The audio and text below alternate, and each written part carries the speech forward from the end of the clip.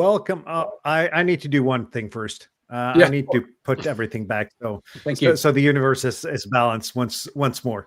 Let's see. Welcome to the European Hammer Show. It's the last show this fall where it's summertime. Next week it'll just be time, as we discussed backstage. So for those of you who don't change between summertime and time at the same time as Europe does, the show will be slightly offset until you change or do not change time. And there are websites that'll help you figure out what time it is in other parts of the world. We'll still be on at 2000 Central European time. That will then be 1900 CET. UTC. No, GMT or UTC. UTC. No, yeah, UTC. Yeah, UTC and GMT is pretty much the same thing, but yeah. Yeah. So 1900 UTC. That's important to remember. Yeah. If that's easier for you to calculate. Yep. So we're going to talk about Hamclock today with Andrei, which is right over there. He's got a presentation and everything, so we'll get to that after a while. But I think first it's the ham radio moment of the week, and perhaps the week before that, Charlotte and Kjetil. Well, it's the ham radio week, I think we decided on, but yes. Yeah, we decided because we can't just keep it to one moment. Yeah.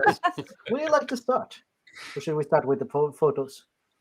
Give the photos. Yes. So we were at the RSGB convention last week, as some people may have heard about.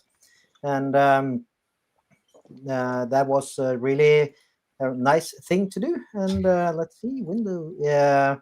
We both of us had talks, but we also had a lot of fun. So this is the first place. Mm-hmm. Yes. This is the National Radio Center, and this is their QO100 setup. Yeah, I got my first satellite QSOs there. It was amazing, actually. It was so exciting. I couldn't believe it when someone actually replied. Yes. I was calling CQ for ages. And then suddenly started to get stations coming through, which is really, really cool. Yes. Yep. They had a FT818 and some custom transverter, and then an SDR for listening again. So yeah, really nice. I think that's the way most people do it with SDR for listening. Although Yes. we should get someone who actually knows this stuff on the show to teach us what we should get started with. Please. I have all the equipment. I have no idea how to put it together. Let's do a show. Yeah. Somehow that is not surprising, Bob. Yeah. But Well, the quality, that could be an audio insult. quality, Sorry.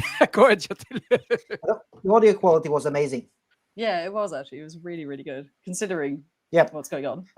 So yeah. So Bård, you're gonna show us one day, I hope. Oh, Or I'm somebody hoping we do a show that will show me, but all right. Yep. Yep. Yeah, and then you'll make a video, and then I will start doing it while watching your Also, video. Before we move on, look at that pink Morse key. I really want that.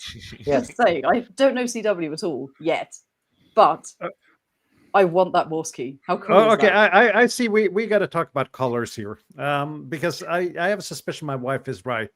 To me, that key looks purple. Yes. It kind of was like a purpley It's pink, to be honest. So pink Kenta. So As- magenta then. In Yes. my mind, the difference between purple and pink is the amount of light. Yes. yeah. I think if you Yeah. moved it, it kind of Yeah. So yeah. But that was fun. And then they had a presentation about the CubeSats and tracking them. yes. So this was a CubeSat demo, which is a not fully functional CubeSat, but it's a demo kit that you can use for schools and something. For example, it has ultrasonic sensors, which doesn't work very well in space and stuff like that. But you can use it for playing around with all of the telemetry and your ground station for calibrating your ground station. So that was really cool. So that was a good. So you just throw that up in the air and it'll work as a satellite. yeah, If you throw really hard, it will. Yeah. if you just get a big seagull and have it flying around. So yeah, but it was fun, and it was broadcasting real telemetry and stuff like that. So yeah, then yeah, I also tried the station. Really nice. That was the day after I got 8 QSOs, I think, on QO100, and that was fun. They also had an HF station with some flex radio thing there. I'm not sure if any of you recognize it, but it was apparently pretty new and shiny.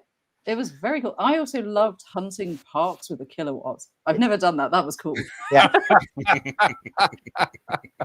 So they had a step-ear antenna on top, so you could tune it for any band and then just run. Yeah. That was fun. Let's see. We met Steve as well. I've seen that guy before. At all? Yeah. Not a third wheel at all. No, we can all see that. Yes.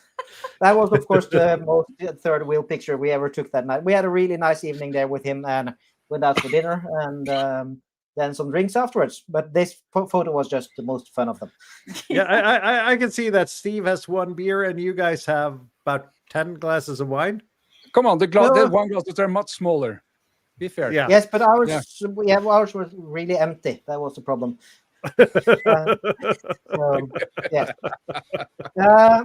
And then outside they had a radio station set up in this van, which is like a big transit high one, and there they had I think it was a 20-meter telescopic mast on it.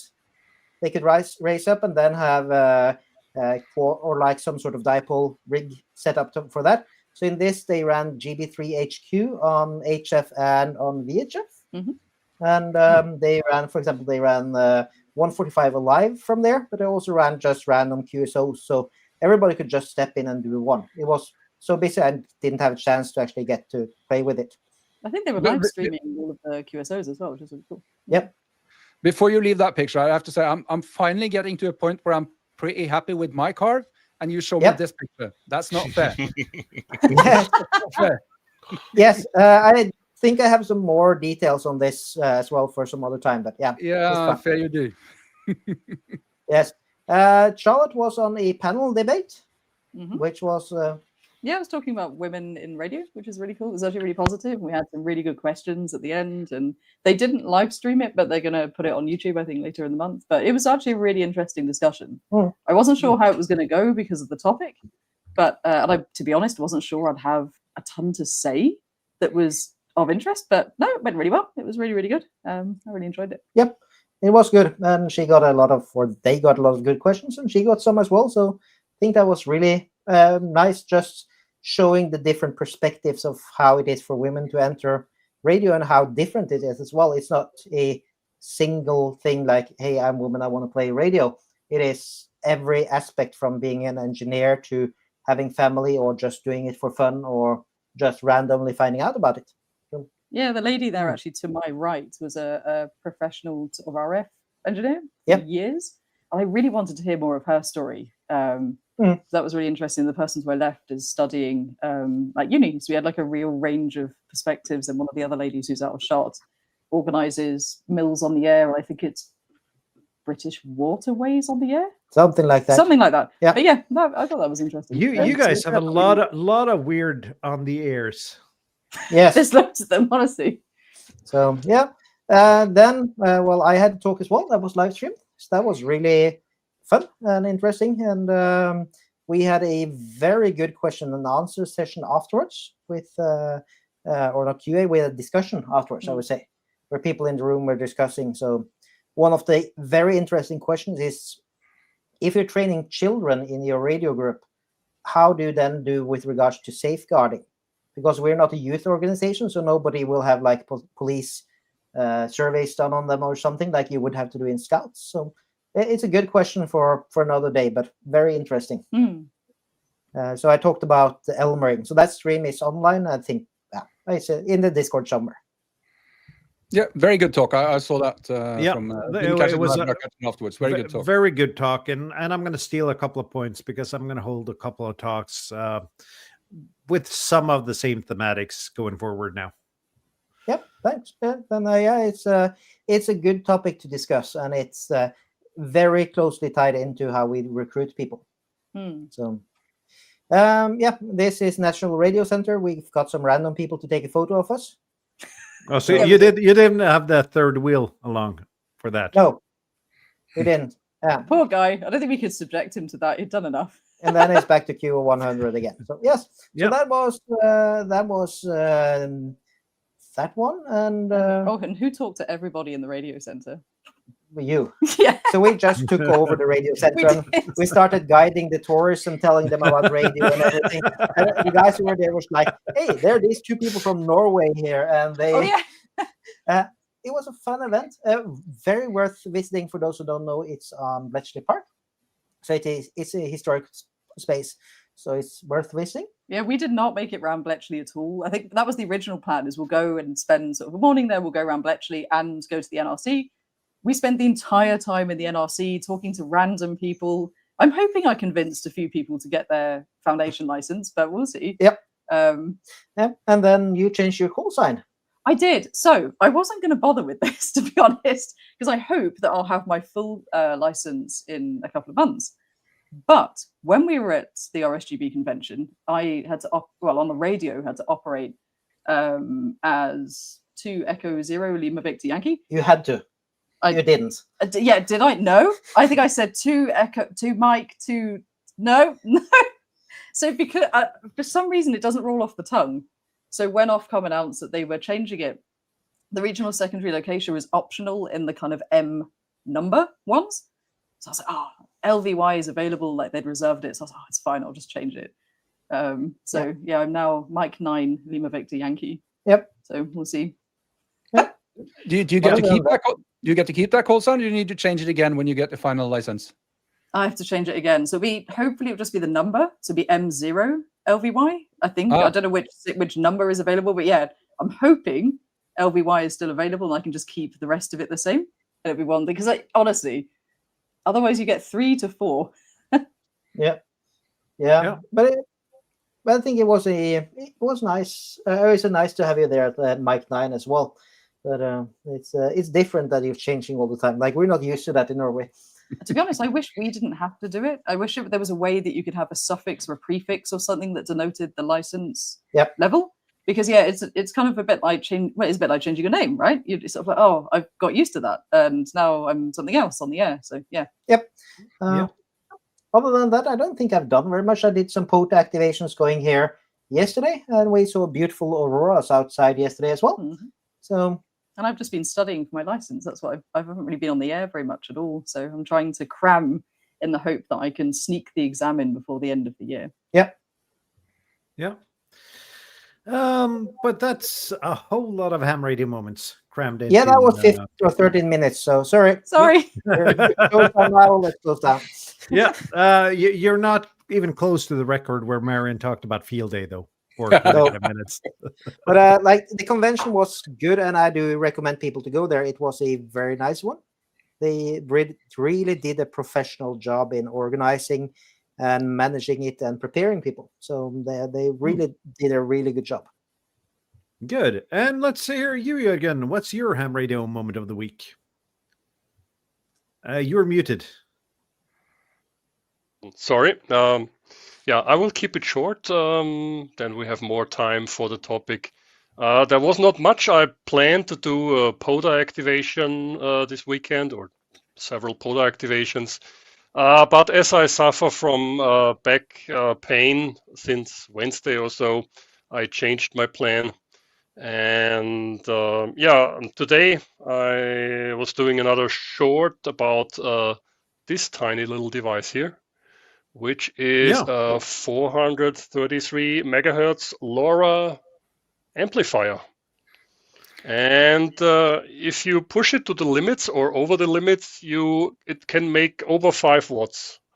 So see, I saw that video, but you had the spectrum analyzer set to the wrong part of the not interesting part of the spectrum. I want to see what I'm on it. Because I will do a full video about this. Yeah. You want to know if this is clean? No. I know that's not clean. I want to know how unclean it is. Yeah. Okay. Yeah, I pushed it to 6.5 volts on the input. The specs says only 6 volts maximum, but okay. So over 5 watts of output.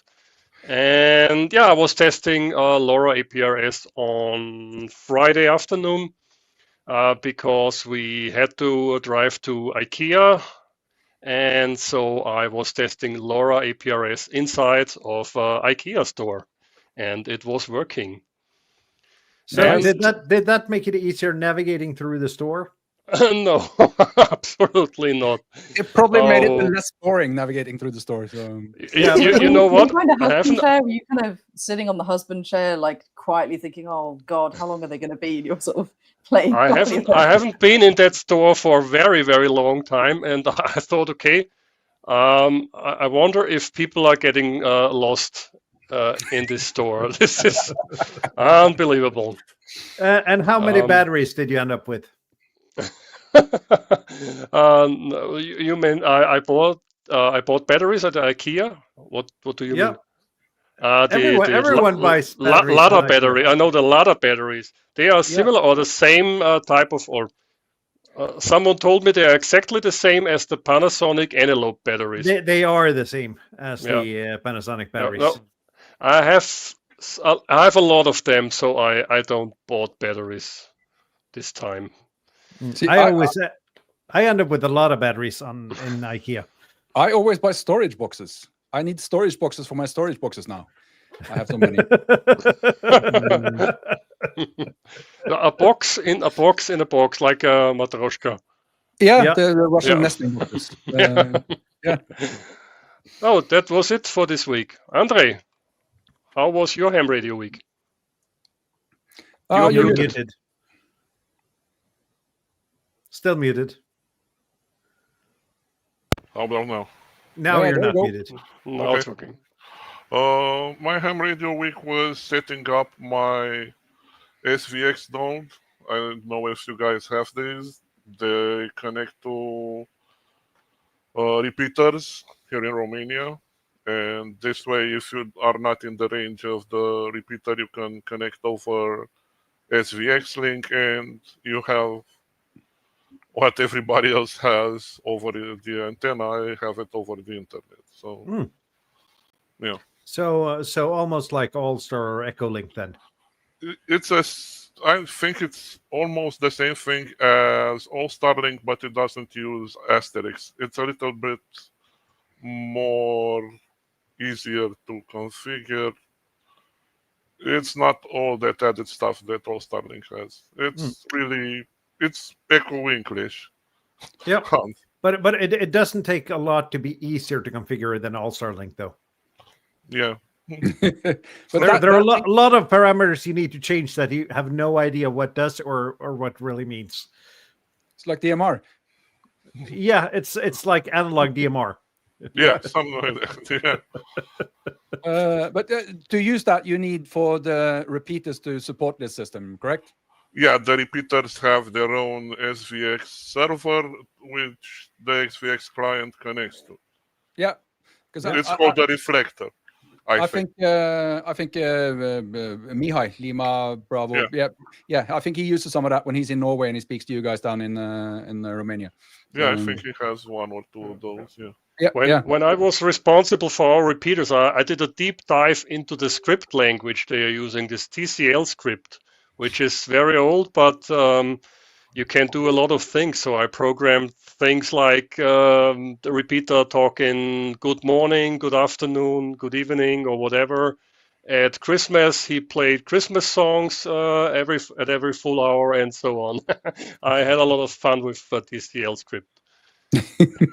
Yeah, no, this one has a weird woman voice that says your call sign, so it might create problems with the Y factor. Yep. Anything else this week, Andre? Yeah, setting up a bunch of Hamclocks, but we'll talk about that sooner or later. We'll get back to you, and I can see that we're probably going to go a little bit over today. You think? I think so. Sorry about that, Andre. Bob, what have you been up to this week? Let's see. I'm trying to share something. I've been making holes in the roof of my car. You're a braver man than I am. No, sure. I used a very sturdy ladder, so that was not no bravery needed. I was more thinking about the drilling holes in your car thing. Well, I did. The That next is- thing I did was I covered them up. So Oh, that is nicely done. Is that like, are they pre-made or 3D printed? No, these are, I bought them from a caravan site. These are the things that people use to put solar panels on RVs and caravans. So if it's a caravan, then you're guaranteed it's gonna leak. Yeah, exactly. Yeah, but it's gonna leak no more than a caravan. That's I think the promise. Yeah. Have you ever? Well, you own a camper, so you probably know how much they leak. Yeah, I don't think mine leaks, but I haven't used it for 2 years, so I should check. Maybe it's full of water. Well, it's not a caravan; it's an RV, but that's all right. But the good news is that there are 2 connectors in each of these, and I have room for a total of 6 over there. So that means I get to 12 antennas on the roof of my car before I need to start a new line of these. So.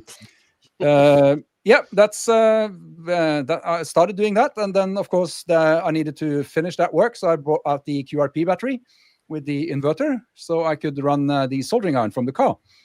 And the point of that is I wanted all these connectors coming in from the roof. I didn't want them going directly to radios in the car because I've used a radio for about 2 weeks. I get tired of it, and I want to try something else. So basically, the plan is to put connectors inside the car where I can connect to all the equipment on the roof. So that's one BNC connector that goes to. I'll show you the antenna afterwards. It's the AH2B2 Bravo. It's an ICOM whip, almost 3 meters long, and the 4 plug or 4 lead aviation connector is for the tuner. That's also up on the roof. So basically, now I can just mix and match and connect everything in the car. Just like I want to. Let's see if there's more. Yep. So I think the setup I have now in the car is what I described at the 500. No, 5. There was some amount of dollars or euros shack challenge. 1,000 euros. 5,000. I think it was the 5,000 euro show. Yeah. Yeah, probably. So this is the setup I have now is actually it's that setup. I finally finished it. I know I promised that to be finished by Bornholm, but yeah, it turns out I'm too good at procrastinating to finish that. But now it's done. So there's the tuner. That's the. We considered going up to say hello to you today, so we should have just stopped by and watch you work. Well, this wasn't today. That was earlier this week. So, yeah, I've been actually out and about with this thing as well. So, yeah, it's a newish ICOM tuner. It's an ICOM AH730. It's called. It's got a little bit more L and a little bit more C than the AH4. So I think it's supposed to be a good one. Yeah, you see the bottom of the antenna there, and there you see the rest of the antenna. You don't really get any idea of the scale, but I think it's 2.7 meters long or something. That whip. So yeah, just a quick question: is that going to be permanently attached to your car? No, because okay. Then I don't have a follow up question. You were going to ask about the power for trains. I was going to ask about that. I was going to ask about how do you deal with the parking garages? How do you deal with ferries? How do you deal with tunnels and other mundane things? No, it unscrews. Let's see if I go back. It unscrews just on top of the spring. So it's not really that tall when I unscrew How do you deal with lightning when you drive faster than 88 miles per hour? That's not a problem. You just need to set time and date correctly on the radio. That's not a problem. But the thing that works brilliantly, and the amazing thing, it's a little short of 3 meters. That tuner tunes that from 80 meters to 6 meters. So operating comfort in the car with the 7300, you set that to auto tune on PTT. You just set the frequency, push the button, and off to the races. That's so nice when you're operating mobile HF. So the plan is to put the 706 permanently in the car. So I always have an HF rig, and just bring the 7300 when I want something a bit nicer with a nice pan adapter. Yeah, so I took it to a park. Forgot what this park was called, but I did pretty well. I spoke to even a Canadian, a bit inland. A different Canadian than our regular. Not our Canadian, no, another Canadian, one of his neighbors, let's say. So it works brilliantly. And yeah, let's see. That's about it for the story about the car. And also, I did manage a summit with that radio, which is also so sweet.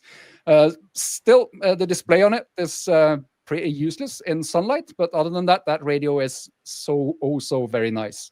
And I've figured out carrying the Optima in a backpack, it's not really that heavy. So for anything except for the really long treks, you can easily carry the Optima to summits. Really? That's good to know. You do not need this. Yes, you need this. But but because did you you say need it that because this is two radios in one. This Did you say that? Go ahead.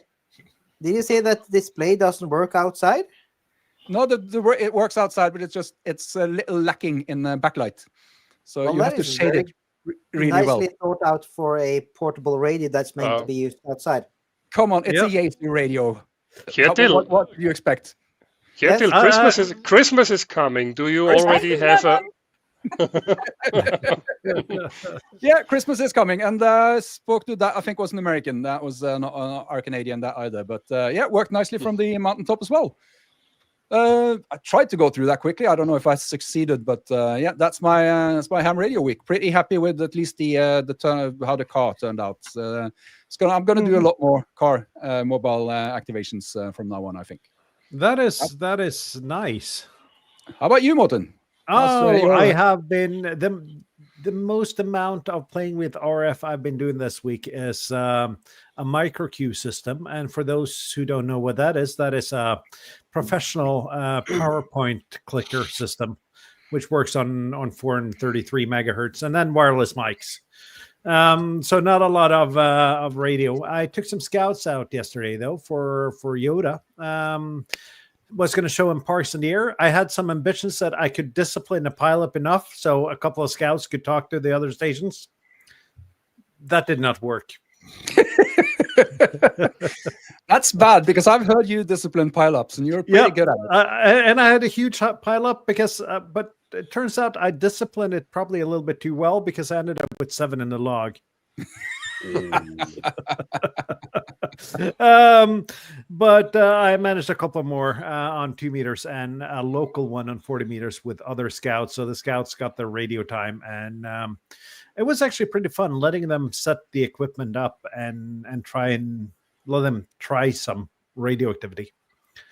Even though I'm not a scout myself, but when someone asks me to recruit people to the hobby, I'm there straight away. Yeah, it's really good that you do that, and good that they had fun, even though it was slightly chaotic. It apparently. was slightly chaotic, and some of them ended up throwing nuts at each other instead of playing radio. But besides that, it all worked out fine. Naturally, no pictures from that activity since there were children involved. Yeah. Went out for a POTA today. Halfway decent. Bands were full with scouts, with Work All Germany contest, and with Support Your Parks weekend. Yeah. I heard a lot of North American stations, but since I wasn't a German station, I was of no interest to them at all. So the only North American I got was Steve, a Victor Echo 1 Sierra Kilowatt, our usual Canadian. So, but a lot over Europe, a lot of longer skip than it has been on 20. I didn't get any UK stations on 20, for example. I got Southern Europe mostly. Yeah, Seemed to have a pipeline into to the Balkans. Yeah, like it's been a weird week for skip on 20. I did one POTA earlier this week, and I got Norway and Alaska on 20 meters, like Southern Norway and Alaska. Neither of those are really common. And I got Southern Sweden as well, but he was I was about 200 meters from the border, and he was about 5 kilometers from the border. So I'm not sure that counts as DX. Well, it's a long border. It's a long border, but we were about 6 kilometers apart. That was long path, Martin. Yeah, that was, let's call it long path and proper DX. Besides that, I've been continuing to play with Laura, and let's see if I can, if you've seen my videos from my desk, you know that it's not easy to find stuff. This is a Heltec V3 that I made this really nice case for, put a battery on it. I got it yesterday, and it doesn't work. Of course, I didn't test that before I printed the case, soldered the leads to the battery and everything, which was, of course, very stupid of me. But I need to complain and get my money back from AliExpress on this one. But my plan was to use it as a TNC in the car and just put an old Android phone and have APRS Droid as my main automotive car interface for APRS. But no chance of doing that straight away because the thing doesn't work. The case is nice, though. That's Every always cloud has a something. silver lining, right? Yeah, that's a silver lining. And the thing fits perfectly together. But yeah, I can flash the firmware, but nothing shows up on the display. It doesn't create a Wi-Fi hotspot. And yeah, so I'm not going to bother too much with that. I'm going to put in a complaint on AliExpress and get my refund and stuff like that. Yeah, and one more thing. It's going to be your turn soon, Andrei, I promise. No problem. I saw the pictures of your soldering iron in the car, and I've decided to make the plunge for a pine cell. Yep. I have lots of Pine devices. I don't have that one, but I have lots of Pine devices. They have some good stuff. And the thing is, though, I found it locally. I got to pay a little bit more, but if I order it tonight, I can get it tomorrow. Ooh. Nice. From where? From Feeble, the store where you can get all kind of small electronic components and Raspberry Pis and microcontrollers and everything. That's just across the street. FIBEL, Foxtrot India Bravo Echo Lima. November Oscar. Yeah, that's the ones that have all the fun soldering kits and so on. Yep. Interesting. Oh, fun. And they are, Yeah, by the way, not sponsoring anything. They're just they're not sponsoring anything, but they have their warehouse across the street from my office. So whenever I order for pickup, the guy that runs the store usually just drops it by on my desk. Nice. So, it's the best kind of free shipping. I get it on my desk with free shipping. Amazing. Yeah. So Yeah, I've been considering moving to China to get that sort of free shipping, but I don't think it's worth it. Yeah, so I've been thinking about that because, as I said, my desk is small and my soldering station is always in the way. So just having a small USB-C powered soldering iron would free up a little bit of space. So I guess that's it. I just need to share a little bit of a thing, because 2 weeks ago I started the battery powered digipeater, and it's been running now on these three 18650 cells for a full 2 weeks. I mean, now down to 3.67 volts on the batteries, down from, it started at 4.06 volts. So I think that's pretty amazing. I just need to share that, and I'll continue sharing next week if it's still alive. So sorry. And that is really good, and that means you could also power that with a small solar panel and probably keep it running for a lot longer, even in Norway. Really hope so, because my shopping cart at AliExpress is full of small solar panels. So Fraser, sorry, go ahead, Andrei. That uses one cell or multiple 1860 whatever. It's got 3 cells in it. I meant to have 4, but I effed up, and there's only 3 working. So, but that's running on three rather good cells, not the cheap ones. The 3 other ones I got from Norway, which are rather good. Yeah. That is nice. And Fraser, if you're watching, we need to have you on to talk about your battery powered, solar powered digipeater, because that is a project that seems feasible now. Yep. And as Dave says, thou shall not have an empty cart. Well, I'm not guilty of that, at least. No, my card is always full of something. But now on to the topic, though. Hamclock, Andrei. Yep. 1 second. Yep. And Andrei's even got a presentation, so we're kind of professional today. Okay, everybody's in my screen. Okay. Yep, it's up there now. Okay. So Hamclock. What's a Hamclock? A Hamclock is a Linux-based application for radio amateur enthusiasts like us that gives us real-time data like sun, darkness, satellite tracking, propagation information. People often install it on a Raspberry Pi. I don't. I tend to put it on other devices or somewhere in the cloud. But it's a really nice tool for us because it provides the needed information in order to make USOs in different places. Okay, let's talk about some terms before we get into the nitty-gritty. So, what's VOCAP? VOCAP is the American Coverage Analysis Program, which predicts path reliability for HF between DE and DX. This provides best time and frequency to work a DX. Then we have the gray line.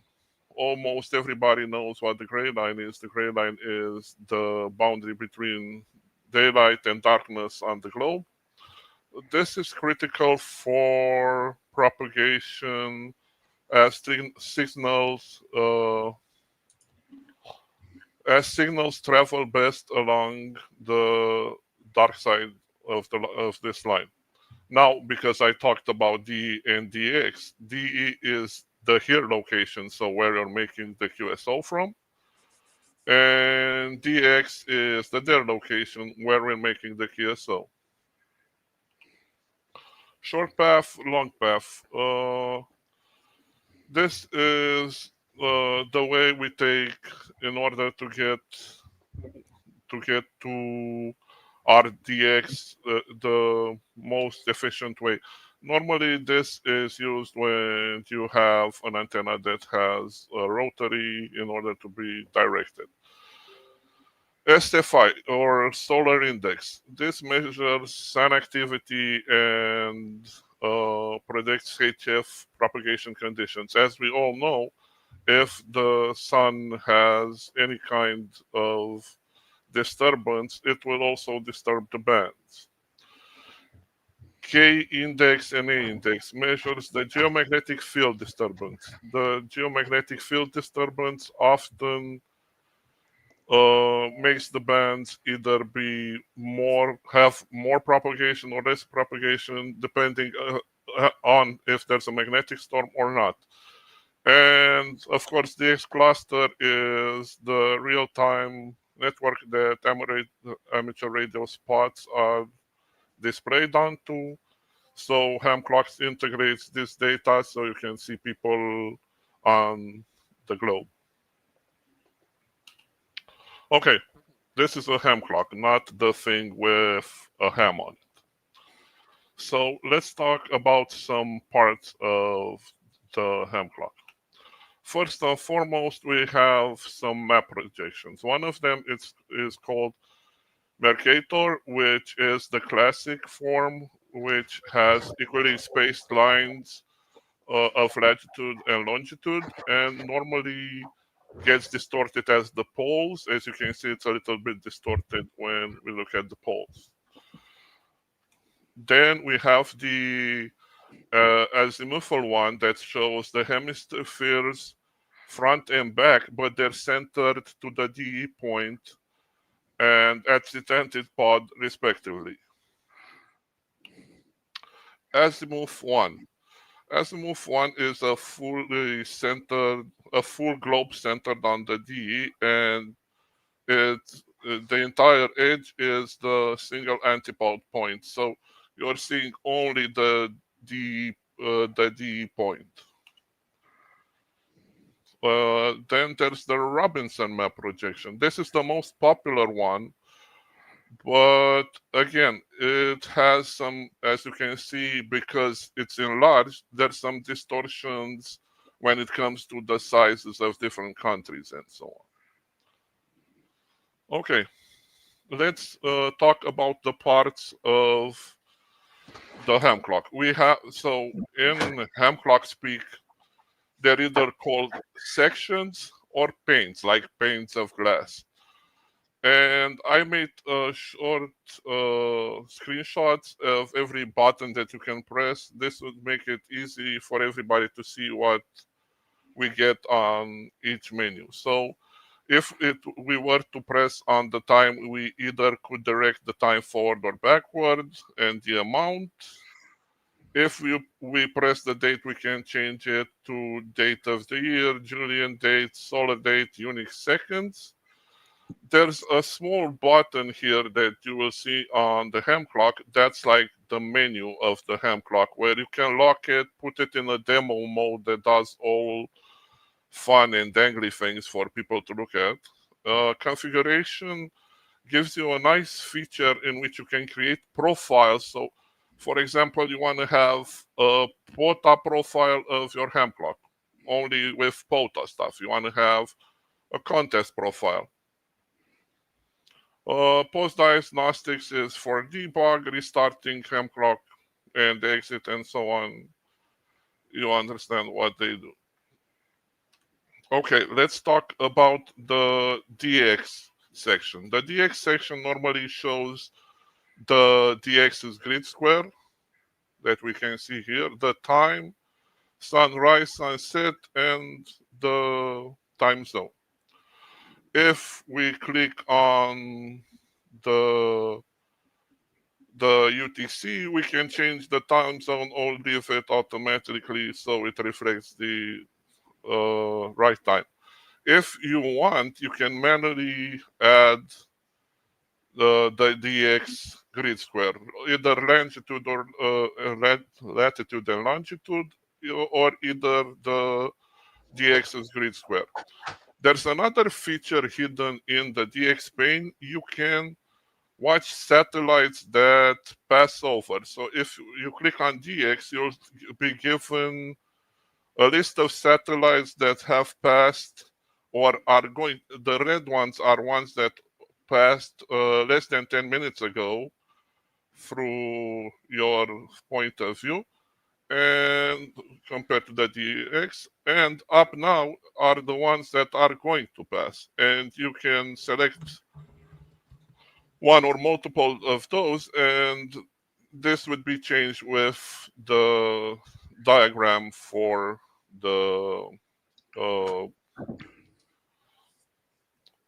satellites. Sorry, I'll show you that on the clock itself. Then we have the DE section, in which we have most the same stuff we had in the DX section, the UTC thing, and changing the location manually. What we can have here, and we didn't have in the DE one, we can add the on-the-air context and DX expedition panels, or have a calendar, a simple clock, and so on. Any questions until now? Okay. There is one question here in the chat. Bricker House asked if this can run on an old Raspberry Pi 2B. My assumption is that the 2B will be a little bit too slow. The idea is normally this thing doesn't eat a lot of RAM. It tends to eat a lot of CPU because it renders all the stuff that you can see. It might be, it might not. It's right at the edge of working. I don't remember how many CPUs the Raspberry Pi 2 has, but I think it's a dual core and the 3 is a quad core already. So I would better go with the 3 in order for it to not get stuck or anything. But if you do have a 2 already, then just go ahead and try it. It may work. It might work. But there might be some limitations, like you'll have to use a lower resolution or something like that. It might work, as I said.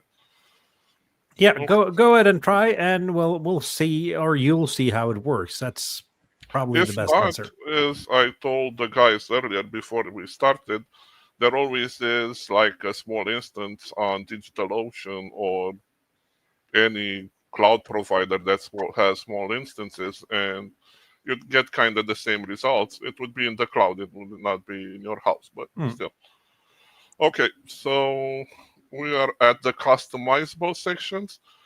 They're called customizable sections because all 3 pans have almost the same options, but historically they had their own section. Like, for example, the first one came with on the air as a default. The second one came with solar flares and so on. And the third one was the vocab one for DX, DE and DX. And as you can see, here is where we have most of the stuff that we can do with the Hamclock. We can watch for the aurora.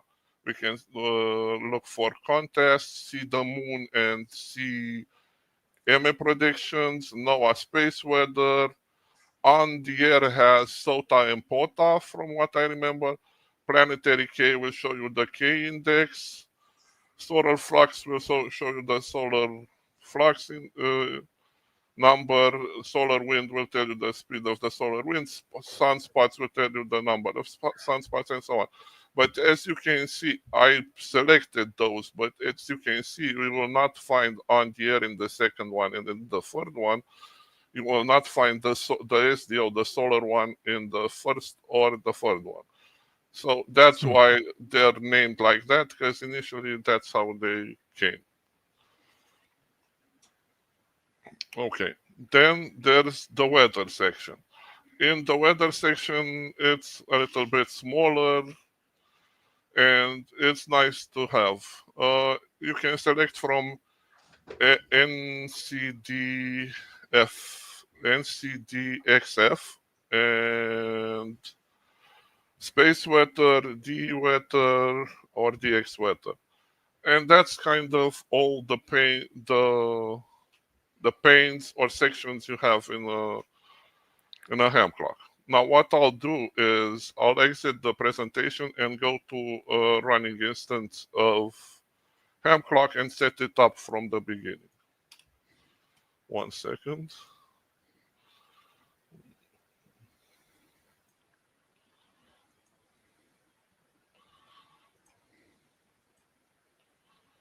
Hopefully this doesn't break. Okay, so how do we is the video okay? Yeah, video is fine. So let's take, I'll use my call sign and so on. So first you're going to put your call sign in. You either can put latitude or longitude, but I don't think anybody remembers that, and everybody knows that grid square.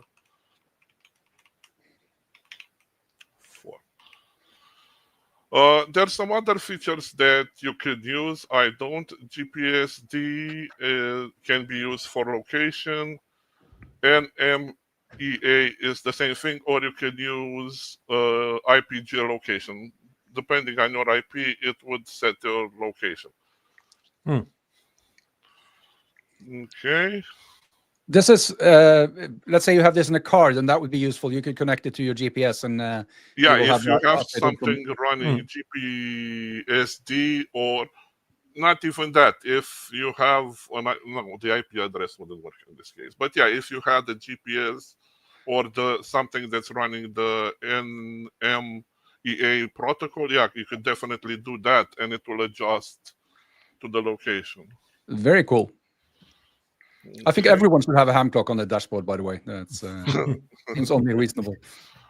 Why don't auto manufacturers include that? That's a big question. Yeah. I think you can put it on an Android car at some point. Yeah, you probably should be able to do that.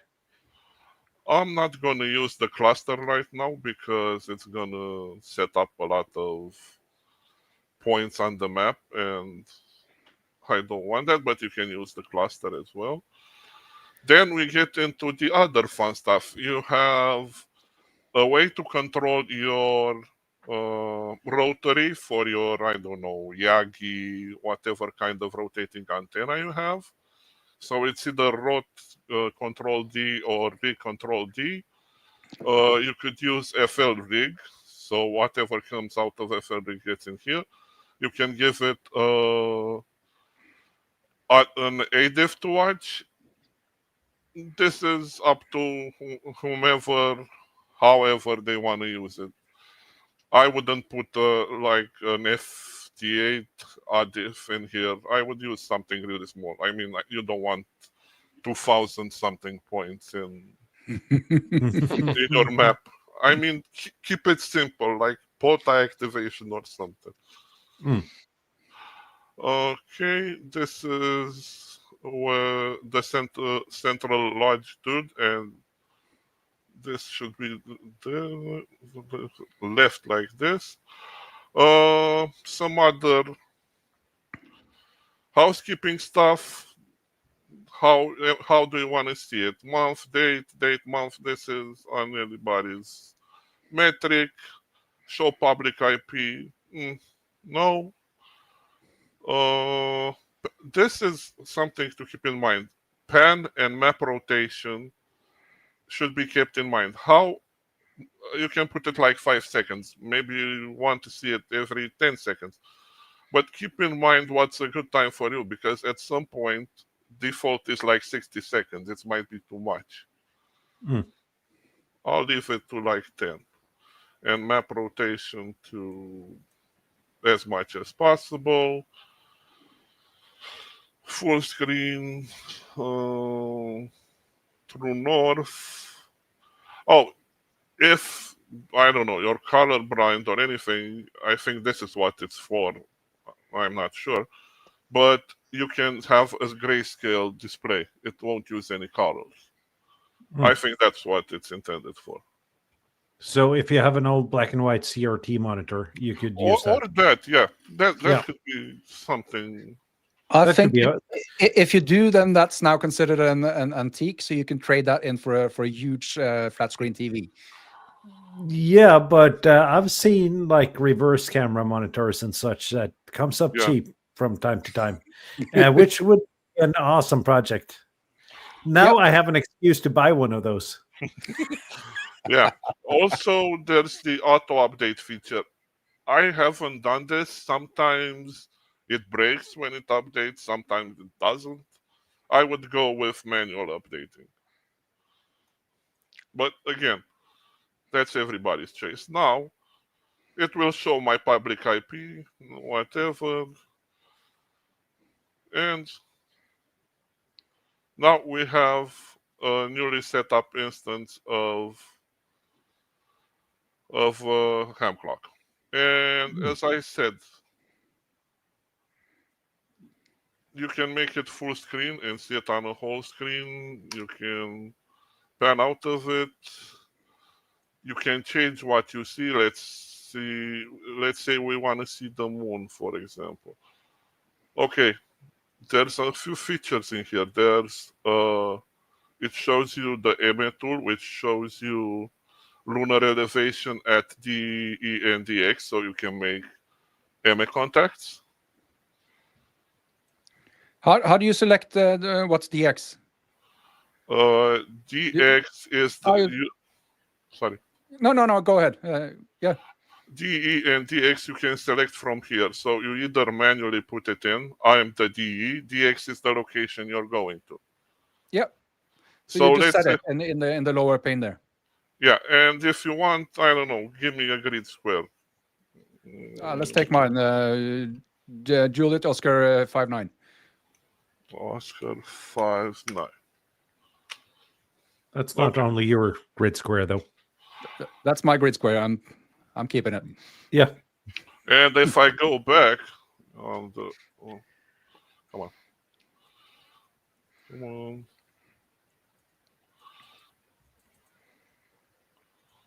Don't break right now. Okay. If I go back on the moon and click EME again, you'll see that the graph has changed. And you can see the hours when it would be better for the elevation and so on. So you could make an EME QSO from Bucharest to wherever you guys are. Very cool. Then there's, let's talk about the big map and then we go back to the sites. As you can see, by default, I already have the gray line, which is enabled from here.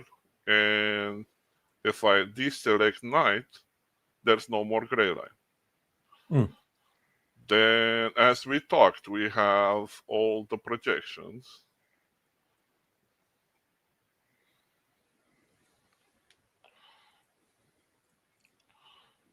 I prefer Mercator for some reason. Then there's stuff like you can see the tropics, CQ zones grid. So let's say tropics. And it will show you the tropic lines. I mean, once you get into it, only the styles are like will give you something that's not in there. Like, what was it? DRP gives you real-time NOAA absorption predictions for HF propagation. So if we do that,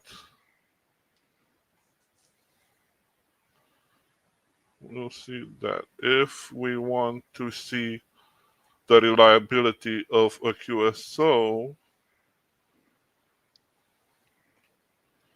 we'll go to 20 meters, I think. Yeah.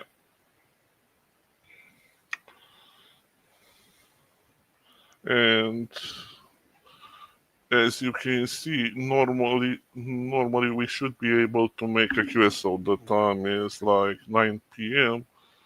So with 100 watts in CW, so there's a lot of things that you can change it to. FT8 AM, now it has Whisper and RTTY. I think this is in the last update.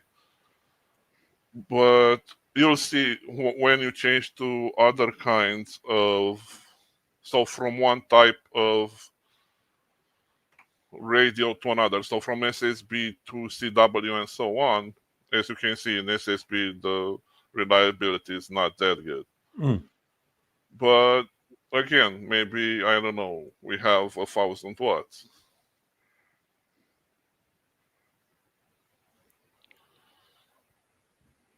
And now, yeah, it depends on the time of day, propagation. If we want, we can go through all of these. So remove some of these. So what was this? MOF shows the VLOCUP model for maximum usable frequency in this time span that we're in right now. I don't know what. There's a lot of things that I could show. Ask me what you guys would be interested in. I've already learned a whole lot that I didn't know about Hamclock by watching your presentation this far. Yeah, absolutely. That was I had no idea it was that interactive. But I'd like to see one thing. You have that EME tool. Do you have an equivalent tool for satellite pulses? Yeah. One sec. Let's see. Okay. Up now should be this one.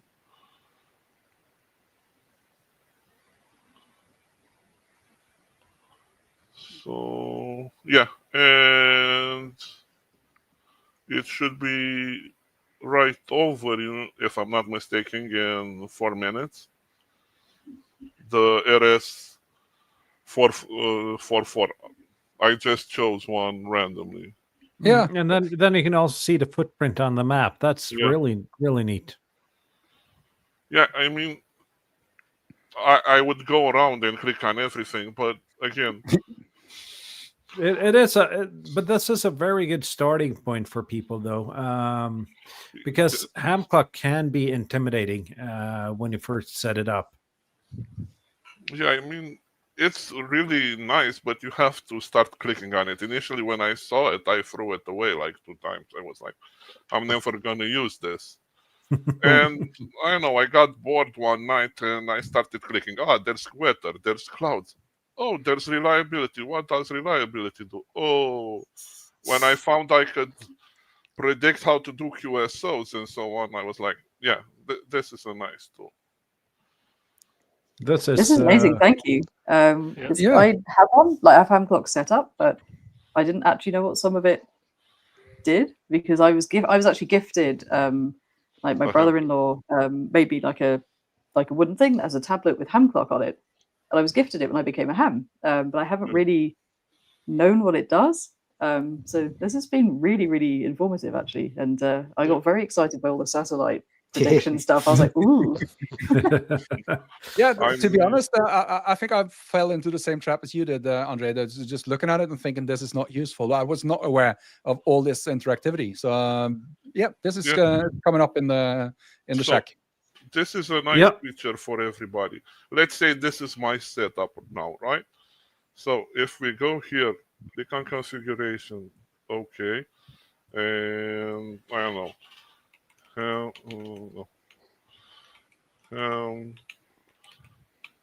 Radio,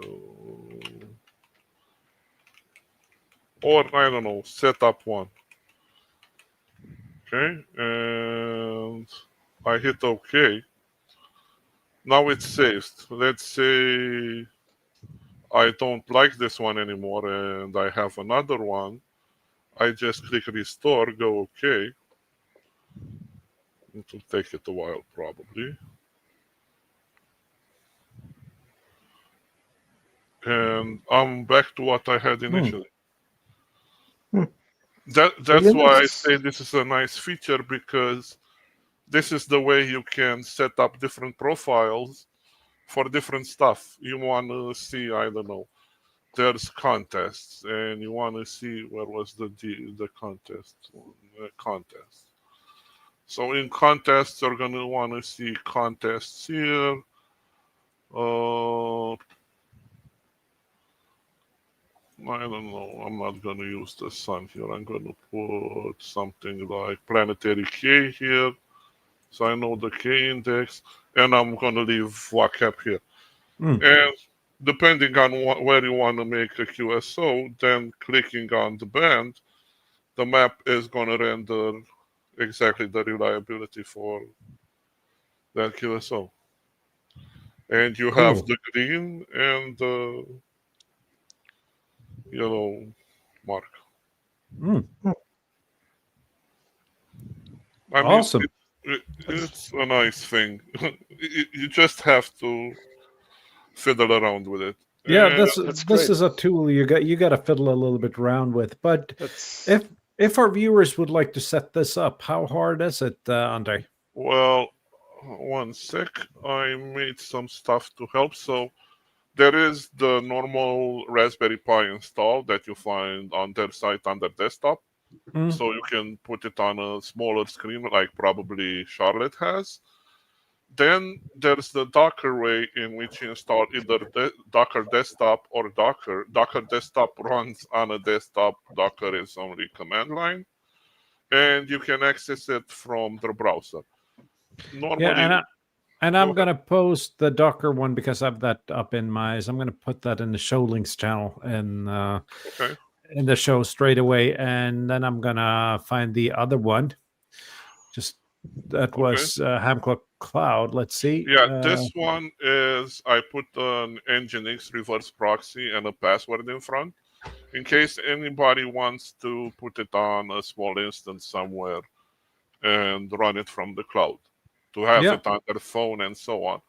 It's a step of security, so not everybody goes in, fiddles with it, or tries to. Yeah, because that is your Hamclock that is running on that website then.